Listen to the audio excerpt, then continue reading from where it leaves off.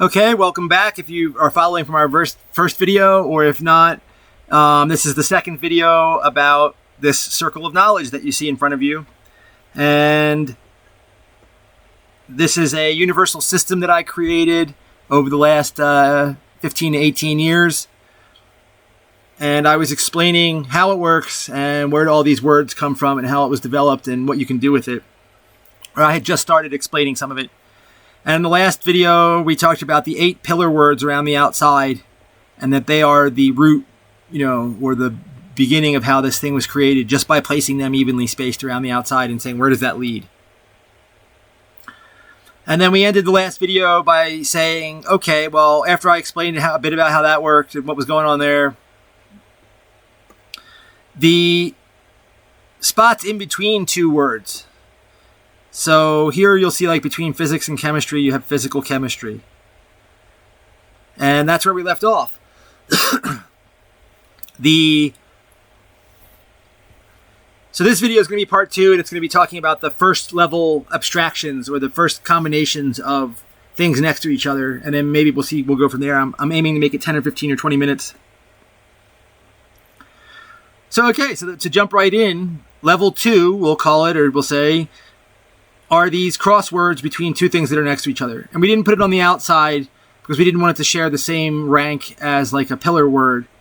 But it was saying, okay, as we move in, we're going to start blending these topics and try to find the rest of human knowledge and human topics. But obviously something that's just mostly made from these two things should live somewhere in between it. So we go around, and between physics and chemistry, you see we get physical chemistry. That one's pretty obvious. Of just combining the words. You don't really have to think like what goes there. And same here for chemistry and biology is biochemistry. And we'll eventually get to how these other words showed up there too. But that biochemistry has to live somewhere around here. And so then we're going to go around between biology and psychology. Well, it's like, what is that cross between biology and psychology? And I said in my last video that when you start studying psychology, a lot of it's learning the body, how your eyes work, how your nervous system works, how your chemicals are in your body. And a large part of when we think of psychology, we think of our thoughts and our ego and our consciousness and our cognizance and all that. And that's stored in our system, our organ system, that is our whole body, and our nervous system and our brain and our, electrical system. So this experience of psychology that we're having is built on this biological machine, if you will. And the cross between those two is, you could say biopsychology. You could always just take the two, psychosociology or whatever, and just you do it like through nomenclature. But we have more nuanced words for that already, in a sense. And you kind of realize that between biology and psychology is neuroscience, or your cognitive sciences. And it's where the realm of emotions and instincts are. So between biology and psychology, you get neuroscience. So between psychology and sociology is what's the difference between the egos and the thoughts and that of the entire group. How do you learn, things like that. And you'll notice that philosophy fits pretty well as a sociopsychology or a psychosociology, however you want to think about it. So you've got philosophy is kind of the group think, or logical think from the psychological side. And then where is the cross between sociology and the arts and crafts that we create? And that's kind of your culture. Starting down here with the psychological side, you see things that are more like philosophy, education, the church, spirituality, metaphysics or hermeneutics, anthropology, your actual geography as it ties back to the land and the physics and stuff. We'll get into that. I'm getting ahead of myself here. But I'm giving the idea that you can kind of see this flow that'll eventually happen between all the topics around the circle. And that place where your specific group of people and their mindsets meets what kind of arts and crafts do they create can generally be thought of as, what's your culture? Where, what's your nations and states? How do you handle diplomacy and war? How do you handle business and economics? So between sociology and arts and crafts is your culture, or your business and economics. But mostly I think of that part as culture. Business and economics is slightly further in. But in any case, so now you go between arts and crafts and symbology. And so if your arts and crafts are your actual art of all forms, from wearing art, fashion, flags, which now you're getting back towards the business stuff, currency, versus painting and photography and music and entertainment, dance. So your arts go from that function to the form and expression and aesthetic, and that's more like iconology. Who are your icons? What are your icons? But you can think of that as in what people are your icons, or like what are your, like a computer icon or a business ad or I can't think of the word I want real quick. A logo for a business or something like that. What are your icons? Music icons.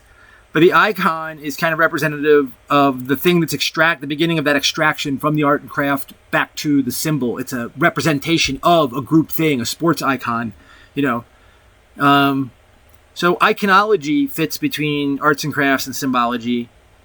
And then you say, well, what are between, but now you're getting more to pure symbols of different forms, just pictures or just glyphs or just letters or further abstractions.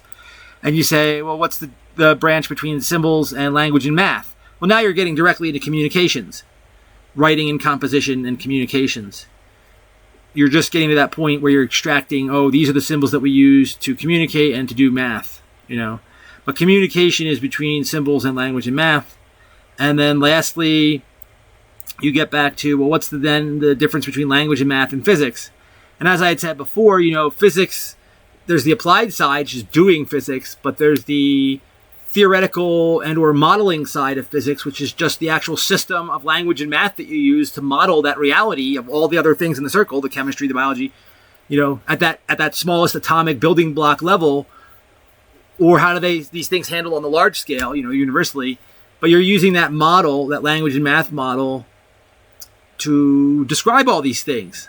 And, even the word describe. Scribe means to write down. You're de-writing it down. You're taking it out of the model or the reality that you see, and you're symbolizing it and encoding it and making it logical and analytic and writing it down, and making a model.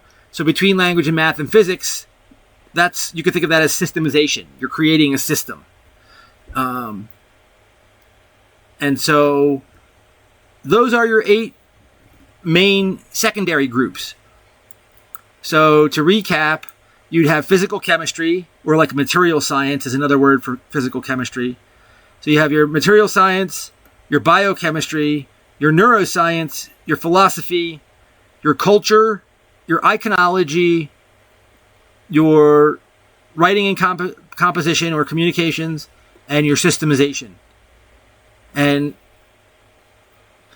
some of those words, like for example, systemization, if you look back at my other charts, I didn't realize that that's what the category was yet. It took me a long time to realize some of the best words to represent different areas or different circles or different combinations and so forth. But over time, I honed in on different areas. And eventually, if you become familiar with this and then you go back and look at the other revisions over the last 18 years, you'll see that this thing has changed drastically. Large chunks of words moved around from one area to the other as I realized they were in the wrong place, or, this one switched with this one. It's been quite a journey of adapting it, and I usually just feel that it keeps getting better and better as I go along.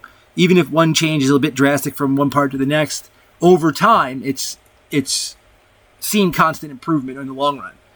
So just revise, and eventually you're meddling it down and honing it down into something it gets more and more solid as I've done it over the years. But so a lot of this chart is wordsmithing and choosing and what semantics and understanding the relations of words and why they are where they are, and how would you kind of logically rationalize why you've chosen a word where it's at. But some of the results that you get out of this process are actually, once you become familiar with it, it astounds me all the time. And some of the connections and ways that I'm able to use this infographic are actually pretty amazing, that it just all started from these 8 words and that was it. And you'll see that it really ends up representing a lot of things in reality, the model as a whole. And so part of this was to make this holistic model, something that is all encompassing and works universally and kind of, what do I want to say? Explicitly, relates to itself. It has this kind of internal reflective kind of operation that we'll eventually see of how it how like the part and the whole are related, you know, how the inside captures the outside and vice versa. But I'm getting ahead of myself again. So let's check my time. I want to keep these a certain length.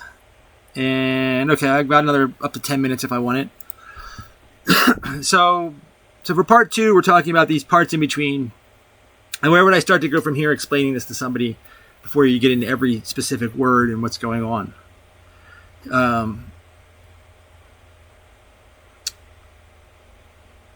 So you get the general idea of what's going on. We're starting with these 8 pillars around the outside. And we're saying, well, there's some obvious choices of what would go near them, between them. You know, and that's this next tier in that we've defined those 8 locations that we just said as kind of the second tier words, second level pillars, you know, second rank. So I guess at this point, before I go through all these other words and how do you cross it further and how do you get into all that, I think it makes more sense to start talking about some of this stuff around the outside. Specifically, so the same way that I noticed that there was this, or I thought it was a unique way to kind of organize this stuff, or a very convenient way, I should say, to organize this stuff, that there was this pattern of, you know, scale, from physics encompassing all scale, getting bigger and bigger and bigger, but then shrinking down to the small, and then getting bigger and bigger and bigger as we go around, kind of abstracting out into something that's all scale or no scale again. And we've gone full circle. I also noticed that there was a really good way for teaching techniques, because a lot of what I like to do at one point was teaching or try to explain things and, you know, solve problems and whatnot. Or how do you just remember a lot of information? How do you organize it for your brain to make it teachable or make it easy to remember? What kind of, you know, mnemonics can you use and stuff like that? I realized you could kind of look at all these topics that we were creating using a certain structure, I should say, or teaching structure. And I guess I'll talk about that for the next 5 or 10 minutes, and then we can get into the third video. Can be more about that, or we'll see where it goes. We'll start from here and branch off into this topic. And what am I talking about? So you can start from anywhere on the circle you want and go around, but my specialty was always math and physics, and so I kind of start over here when I explain it. And again, I think that the scale goes from small to big here and collapses here with language and math. And so notice, in honoring that scale, well, when you think of physics or maybe material science and in this general area, that familiar model of the atom, you know, you teach kids a certain model of the atom. And before you get into electron orbits and all that, the basic model of the atom, though, is it's got a nucleus and some electrons going around it. You've got this center and some other things that are spinning around it, you know, as your most basic model of the atom. And I really see the atom as that branch between physics and chemistry. Because if you get below the atom, I mean, you could argue and say, oh, there's subatomic chemistry, and what does that mean? But mostly physics is below the atom and above, but chemistry is the atom or bigger, starting with hydrogen. And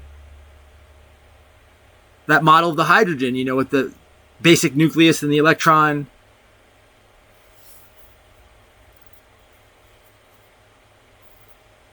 So what if you take that idea and apply it to everything and say, well, you kind of notice that, what am I getting at here? Let's try to do a better job explaining it.